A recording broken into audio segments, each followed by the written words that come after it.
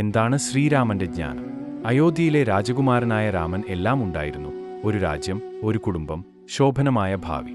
എന്നാൽ തന്റെ പിതാവായ ദശരഥ രാജാവ് തന്റെ രണ്ടാനമ്മയായ കൈകേയിയോട് രാമനെ 14 വർഷത്തെ വനവാസത്തിന് അയക്കുമെന്ന് വാഗ്ദാനം ചെയ്തതോടെ ജീവിതം അപ്രതീക്ഷിത വഴിത്തിരിവായി. പരാതിയില്ല, ചോദ്യങ്ങളൊന്നുമില്ല.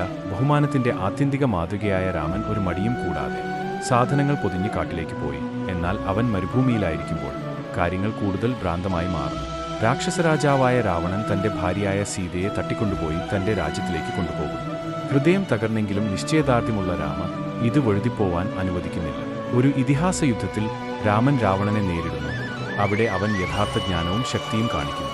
ശല്യപ്പെടുത്തലുകളൊന്നുമില്ല, ദേഷ്യമില്ല, ദൗത്യത്തിൽ ശ്രദ്ധ കേന്ദ്രീകരിക്കും. തന്ത്രവും ഭക്തിയും ധൈര്യവും കൊണ്ട് രാമൻ രാവണനെ പരാജയപ്പെടുത്തി സീതയെ രക്ഷിക്കുന്നു. അവൻ വിജയിച്ച് ഭരിക്കാൻ തയ്യാറായി അയോധ്യയിലേക്ക് മടങ്ങുന്നു. എന്നാൽ ഇത് കിരീടത്തെക്കുറിച്ചല്ല, അത് അവൻ പഠിച്ച പാഠങ്ങളെക്കുറിച്ചാണ്. കർത്തവ്യത്തോടുള്ള അചഞ്ചലമായ പ്രതിബദ്ധത, നിസ്വാർത്ഥത, മറ്റെല്ലാറ്റിനേക്കാളും നീതി തിരഞ്ഞെടുക്കാനുള്ള കഴിവ് എന്നിവയിലാണ് രാമന്റെ ജ്ഞാനം.